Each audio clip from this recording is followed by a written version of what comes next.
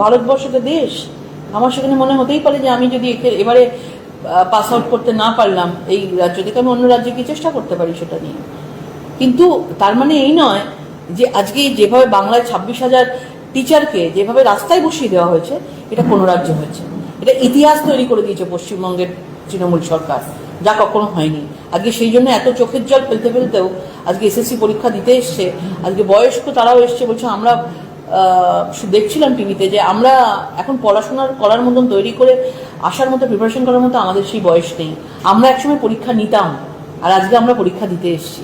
মানে এর থেকে খারাপ কিছু আর হতে পারে না। যারা প্রতিবাদ করেছিল, সরকারের বিরুদ্ধে আন্দোলন করেছে এই শিক্ষা দুর্নীতি নিয়ে, তাদের মধ্যে অনেকেই আজকে, যেমন রাকেশ, অচিন্তন বা চিন্ময়, এই সমস্ত নামগুলো, তারা আজকে কালো পোশাক পরে পরীক্ষার হলে এসেছিল প্রতিবাদ জানাতে। নিশ্চয়ই প্রতিবাদ তো করা উচিত।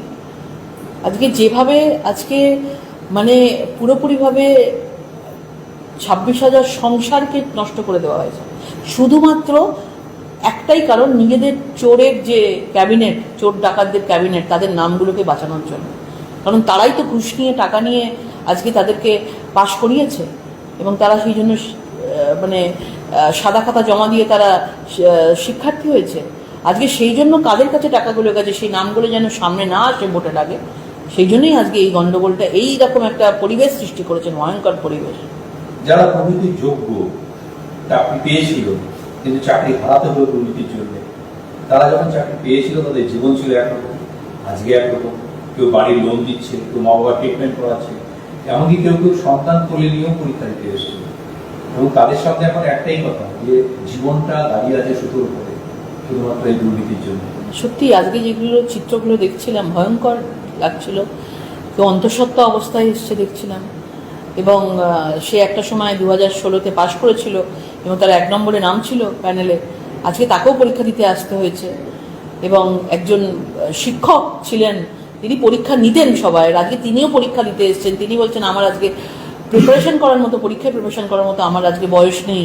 তাহলে ভেবে দেখুন, যারা সত্যিকারের, যারা নিজেদের মানে ট্যালেন্ট থেকে আজকে চাকরি পেয়েছিল, আজকে তাদেরকেও আবার মানে জীবনটা নষ্ট করে তাদেরকেও আবার নতুন করে পরীক্ষার জন্য বসতে হচ্ছে। মানে সেটা সবার পক্ষে সবসময় সম্ভব না, সেটা একবারই হতে পারে যখন তারা পরীক্ষায় বসে পাশ করেছিল, সেটা তো সবসময় সম্ভব না। এই যে 8-9 বছর ধরে টানা পরীক্ষা হলো না, চাকরি হলো না কারো, এই দায়টা কার?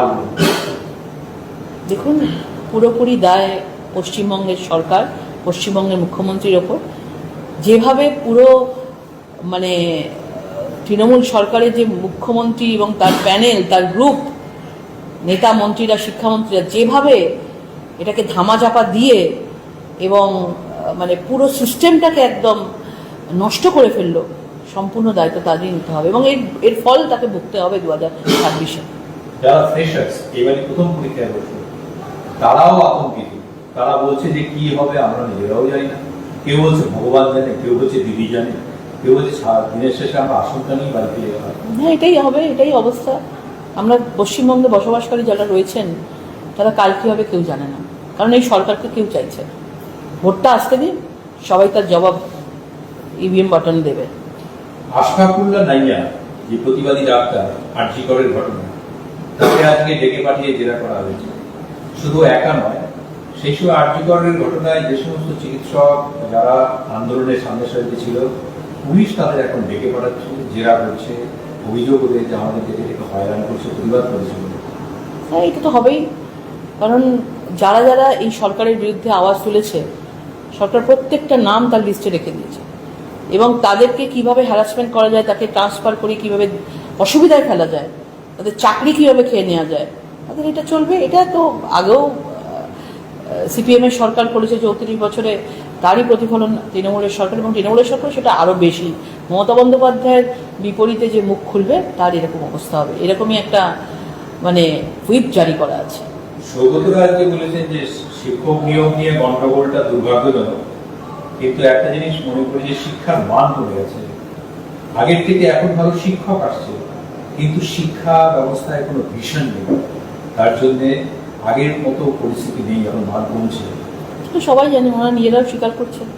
সৌগতবাবু সিনিয়র মানুষ, উনি স্বীকার করছেন এটাই সবচেয়ে বড় কথা। সবাই জানে শিক্ষার এখানে কিচ্ছু নেই। আজকে সাদা খাতা জমা দিয়েও সে শিক্ষার্থী হচ্ছে, আর যারা ভালোভাবে মানে পড়াশোনা করে যারা পাশ করেছে তাদেরকে আবার পরীক্ষায় বসতে হচ্ছে। তৃণমূল আজকে বলেছে যে গোটা দিন ধরে পরীক্ষা তো হলো, কিন্তু কোথাও কিন্তু অভিযোগ ওঠেনি, কোথাও কোনো অনভিপ্রেত ঘটনা ঘটেনি, নির্বিঘ্নে সবকিছু সম্পন্ন হয়েছে। আপনারা কি বলবেন? দেখুন, মানুষ মানে এই সরকারে বিধ্বস্ত হয়ে গেছে। মানুষ নিজেদের ঈশ্বরের ওপর ছেড়ে দিয়েছে। কারণ এই সরকার যতদিন থাকবে মানুষ জানে তাদের হাতে কিছু নেই, কোনো কিছুর দাম নেই। তাই জন্য তারা বিপদে পড়ে যেটা এখন সামনে আসছে সেটাকেই ফেস করছে। এরকম ভাবার নেই যে তারা বসে আছে নির্বিঘ্নে। এইবারের যে পরীক্ষার প্রশ্নপত্র হয়েছে সেটা তো অনেক জায়গায় শোনা যাচ্ছে, আমাদের শুভেন্দুবাবুও বলেছেন যে প্রশ্নপত্র বিক্রি হয়েছে। দেখুন কি হয় সামনে। অভয়ের বাবা মা একটা স্লোগান দিয়েছেন, সেটা হচ্ছে সিবিআই কাজ না করলে পয়সা পান আর কাজ করলে ঘুষ পান। এটাই এখন সিবিআই সম্পর্কে অভয়ের বাবা মার স্লোগান। ওরা একই সঙ্গে বলছেন যে মমতা বন্দ্যোপাধ্যায় সরকার পুরোটার জন্য দায়ী, এই সমস্ত ঘটনাগুলো ঘটেছে। আর পাশাপাশি পৃথিবীর 136টা দেশে আগামী 8 তারিখ একই সঙ্গে প্রতিবাদ কর্মসূচি নেওয়া হবে। দেখুন, ওনার পরিবারের সাথে রয়েছে, ওনার পরিবারের সাথে যেটা হয়েছে সেটা কেউই মেনে নিতে পারে না। আমরা ভালোভাবে জানি যে সিবিআইকে দেওয়ার আগে পুরোপুরিভাবে প্রমাণপত্র সব যা যা ছিল এভিডেন্স সেগুলোকে ডিস্ট্রয় করে দেওয়া হয়েছে। এবং সিবিআই কখনো কলকাতা পুলিশের সাহায্য ছাড়া তাদের কখনো তদন্ত করা সম্ভবই নয়। এই জন্য সিবিআই যতদূর সম্ভব তারা এগোতে পেরেছে, কারণ তার আগে তারা কোনো কিছুই কলকাতা পুলিশ রাখেনি। সুতরাং তার মা বাবার যে মনক্ষুণ্ণতা, অভিমান হওয়াটা খুব স্বাভাবিক রয়েছে। কিন্তু মানুষ কিন্তু এটা মনের মধ্যে ঢুকে গেছে যে একজন ডাক্তার মেয়ের যদি এইরকম পরিস্থিতি হয় তাহলে সাধারণ মেয়ের কী হবে। এই মেসেজটা কিন্তু গেছে যে মমতা বন্দ্যোপাধ্যায় একজন মহিলা হয়ে এই পুরো ডাক্তারের এই অভয়া কেস, আরজিকর কেসটাকে পুরোপুরিভাবে ধামাচাপা দিয়ে। কিন্তু সিবিআই নিয়ে ওদের যে মনোভাব, কারণ সিবিআই তো তাদেরকে ভুল বোঝানো হয়েছে তার বাবা মাকে। কারণ সিবিআই যতক্ষণ না কলকাতা পুলিশের যদি সেগুলো এভিডেন্সগুলোকেই ডেন্ট করে দেয়, তো সিবিআই তদন্তটা করবে কোত্থেকে? তাদেরকে তো দোষ দেওয়া যায় না, তাদেরকে ভুল বোঝানো হয়েছে। বলছি আজকে কুণাল ঘোষ ওই ধর্মতলার মঞ্চে চিকিৎসকদের সংগঠন ছিল তৃণমূলের, সেখানে বলেছে আরজিকরের ঘটনা আমরা পার হয়ে এসেছি, দুর্ভাগ্যজনক ঘটনা, কিন্তু এটা নিয়ে রাজনীতি করা হয়েছে। আর রাজনীতি করেছে কারা? রাজনীতি করেছে বিজেপি, সিপিএম আর নকশালরা। মানুষ তো নামবেই, মানুষ তো ছেড়ে দেবে না। যেভাবে মানুষ মানে রাজনীতির ওপরে উঠে যেমন লাখ লাখ মানুষ যেভাবে রাস্তায় নেমেছিল, আলাদা করে বিজেপি বা কংগ্রেস বা সিপিএমকে দোষ দিয়ে কোনো লাভ নেই। মানুষ নেমেছিল প্রতিবাদ করতে এবং মানুষ তার বিচার পায়নি। এটুকু একজন সাধারণ নাগরিক হিসেবে আমি বলতে পারি। হরিদেবপুরের জন্মদিনের পার্টিতে গণধর্ষণের অভিযোগ, তরুণীর অভিযোগ হরিদেবপুর থানায় তদন্ত পুলিশ শুরু করেছে। 2 অভিযুক্ত বেপাত্তা। শহরের মধ্যে ফের গণধর্ষণ, জন্মদিনের পার্টিতে নিয়ে গিয়ে এই ঘটনা। দেখুন, এই তো মমতা বন্দ্যোপাধ্যায়ের আমলে সবচেয়ে বেশি সবাই ভরসা করেছিল ওনাকে যে মহিলা মুখ্যমন্ত্রী হলে মহিলাদের ওপর অত্যাচার অনেক কমবে, 34 বছরের সিপিএমের শাসন থেকে বাঁচতে গেলে। আজকে উল্টো হয়েছে। আজকে মমতা বন্দ্যোপাধ্যায়ের আমলেই সবচেয়ে বেশি মহিলারা পীড়িত, অত্যাচারিত হয়েছে এবং সবচেয়ে বেশি মহিলাদেরকে ধর্ষণ করে তাদেরকে জ্বালিয়ে দেওয়া হয়েছে, হত্যা করা হয়েছে। এবং গণধর্ষণও বাদ যায় না। খোদ কলকাতার মতো জায়গায় আরজিকর কেস, খোদ কলকাতার মতো জায়গায় আজকে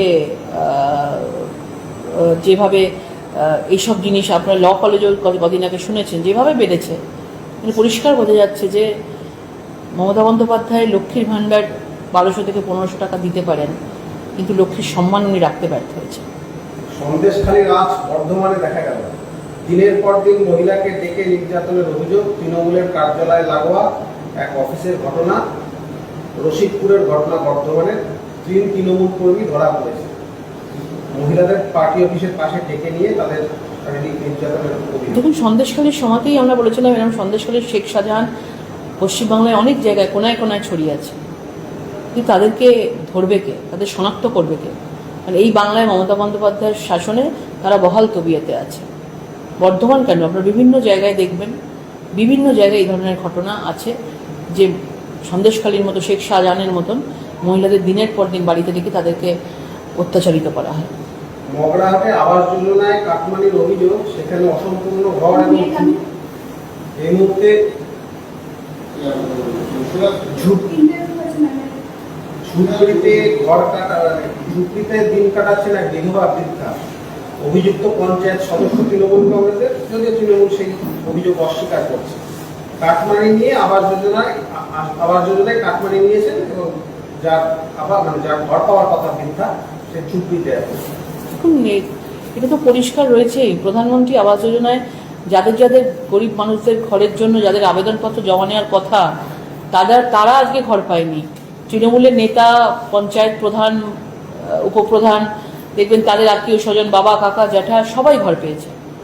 এবং যাদের যাদের কাছ থেকে ঘর দেওয়া, তাদের কাছ থেকে ঘুষ নেওয়া হয়েছে, তাদের কাছ থেকে 10,000 15,000 করে ঘুষ নেওয়া হয়েছে। এবং এইভাবেই প্রধানমন্ত্রী আবাস যোজনাকে পুরোপুরিভাবে ধ্বংস করা হয়েছে। মানে যাদের পাওয়ার কথা ছিল তারা পায়নি। মালদার তৃণমূল জেলা সভাপতি আব্দুর রহিম বক্সী যে কথা বললেন, স্বাধীনতার মাত্রা চালিয়ে বলছেন বিরোধীদের কণ্ঠরোধে গলায় অ্যাসিড ঢালা নিদান। মানে এরা ভাষা নিয়ে কথা বলে, এরা বাংলা ভাষার অস্মিতা নিয়ে কথা বলে, আর তাদের বিধায়করা এই ধরনের কথা বলছে একজন বিধায়কের বিরুদ্ধে।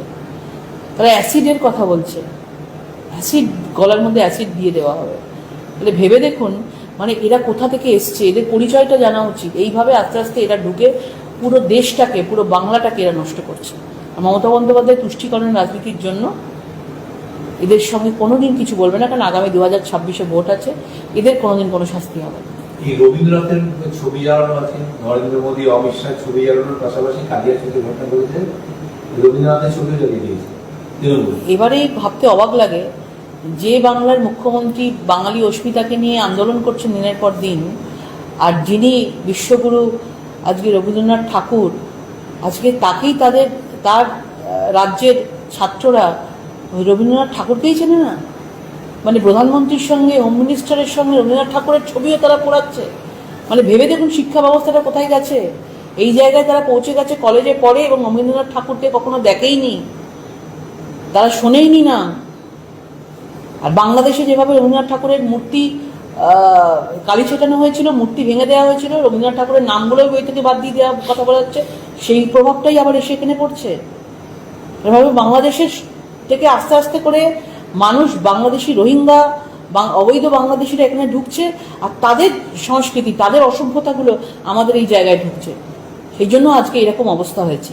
আর বেশি দূর নেই, যদি এই সরকার থাকে তাহলে দেখবেন রবীন্দ্রনাথ ঠাকুর কেন, আমাদের বাংলার যে অস্মিতার যে সংস্কৃতি, আমাদের ঈশ্বরচন্দ্র বিদ্যাসাগর, আমাদের বঙ্কিমচন্দ্র, শরৎচন্দ্র, তাদেরও দেখবেন ছবি তারা পড়াবে, কারণ তাদের সম্বন্ধে কোনো শিক্ষাদান নেই।